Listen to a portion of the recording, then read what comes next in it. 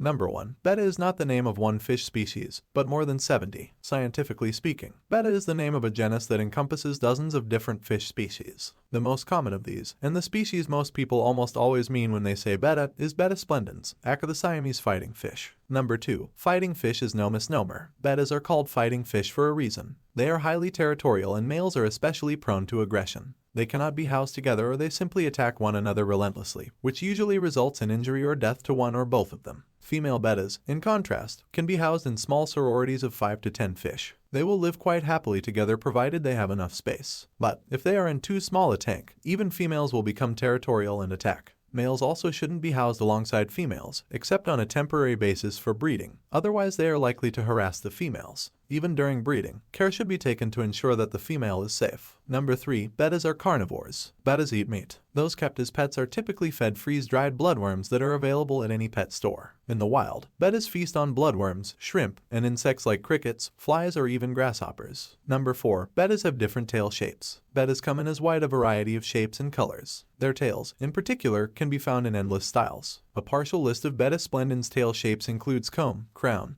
delta, double, feather, half-moon, half-sun, placat, rose, round, spade, and veil. Most of these types have their own subtypes, and they are often combined into hybrid shapes. Number 5. Colorful bettas are the results of selective breeding. Bettas are popular because of the enormous variety of attractive colors and shapes in which they are found, but they don't exist that way naturally. Wild collected Betta splendens are colored dull brown and green with red on their fins, and their fins are much smaller and more understated. Their natural appearance isn't without its charm, but it doesn't come close to the resplendence of bettas that hobbyists breed as pets. These breeders create bolder and brighter betta colors, patterns, and shapes all the time. Number 6. There is strong sexual dimorphism in bettas. Male bettas are typically larger than females and display brighter colors with more ornate finnage. As a result, the vast majority of bettas kept as pets are male. The smaller, less visually striking females are widely available in pet stores, but those who purchase. Number 7. Bettas can breathe air and survive outside of water. Bettas are anabantoids, aqualabyrinth fish. Anabantoids possess a special organ that allows them to breathe air. For these fish, this is necessary for survival in habitats that often become too polluted or otherwise oxygen poor to survive with normal underwater breathing alone.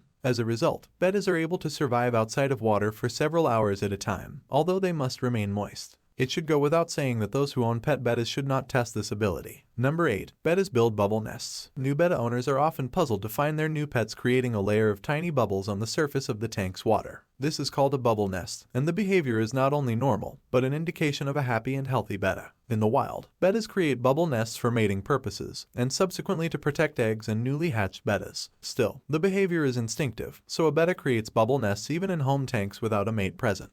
Number 9. Male bettas take charge of caring for their offspring. When it's time to breed, male bettas build a bubble nest at the water's surface. When the female releases her eggs, the male releases his milt and fertilization occurs externally. The male then gathers the fertilized eggs and will spit them into the nest. But that's just the beginning of the male's job. He will then watch over the nest, repairing it as needed. He retrieves any eggs that sink away from the nest and protects all the eggs from predators until they hatch. He will even chase away the female as she tends to eat the eggs after spawning to replenish her energy. The fry hatch after just 24 to 36 hours and they remain in the nest for a few days, still under the male betta's protection. They live off of a yolk sac for these first few days, but once this is fully absorbed, they are ready to venture out into the world. Number 10. Bettas are intelligent enough to be trained. Bettas are intelligent fish. They can learn to recognize their owners. Some people even have success training their bettas to perform simple tricks, like following their fingers around a bowl, swimming through hoops, or pushing a ball into a goal. Well, betta fish make a great addition to any aquarium. They are beautiful, colorful, and fascinating to watch. Their ability to recognize faces makes them the perfect companion for many fish keepers. But, as with any fish, you must be prepared to meet its needs and provide the proper level of care. If that's a commitment you're ready for, these feisty little fighting fish could be the perfect pet for you. Thank you for watching. If you like animal facts videos, do subscribe our channel.